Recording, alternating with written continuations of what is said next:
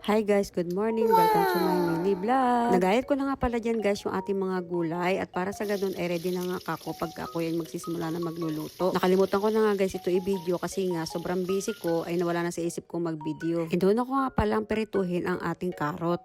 At pagkatapos minekos-mekos ko nga lang ito at saka ko naman isunod ang ating kamote.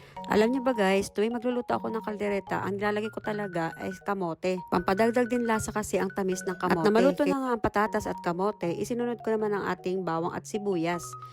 Iintay lang natin ito mag golden brown at saka naman natin ilalagay ang ating mga karne. Ito nga palang mga karne guys ay ibinabad ko muna ito sa toyo at may paminta. At pagkatapos nga pala natin ilagay dyan yung ating mga karne ay imekos-mekos lang natin. At iintayin nga lang natin itong masangkot siya at ating tatakpan na at saka naman natin babalikan.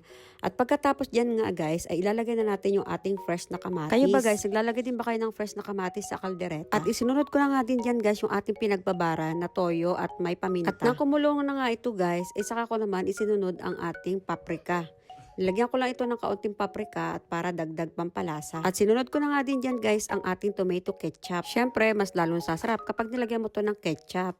At isinunod ko na nga din dyan guys ang ating liver spread. At ginamitan ko na nga ito guys ng kutsara kasi nga ayaw ba naman niya malaglag. So ayan, nailagay na natin yung ating liver spread. So imekos-mekos lang natin ito guys. At mekos na nga natin guys, ay inilagay ko na rin itong ating peanut butter. At nilagyan ko nga din pala guys ng brown sugar.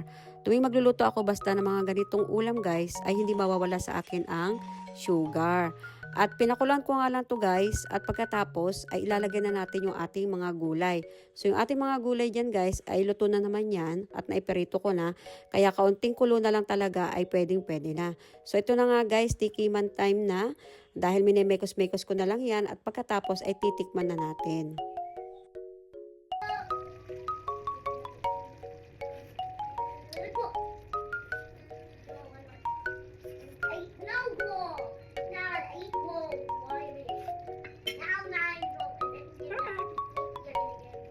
Kain tayo guys ng kaldereta. Yan, luto na yung kaldereta natin.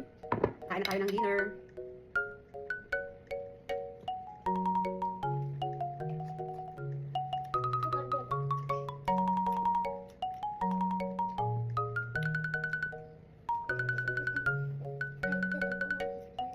Capsicum. Mama, you eat popcorn in my spoon. Yeah. Funny, Mama. Nagwash kayo ng bube? That was funny. Mainit. Mabagong luto kasi guys. Kaya mainit. Water. Hindi natin Why are you doing it? I need water. Not much, because your hands are dirty. Oh no, it's your phone. Lower the volume set. Well, I did that. Mainit.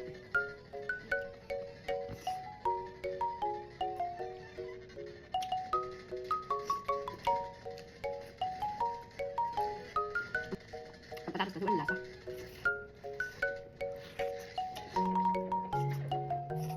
The box. Okay. Sige. Pagabi. Kasi sa gabi ko yung pinapaliwan para kinabukasan pagpapasok siya. Gabi na lang. Dapat kasi mainit ang tubig.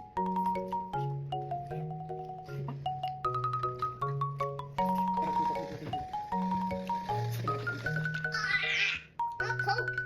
It's not gonna be not. Minsan-minsan lang kami mag-soft drinks guys. Grabe.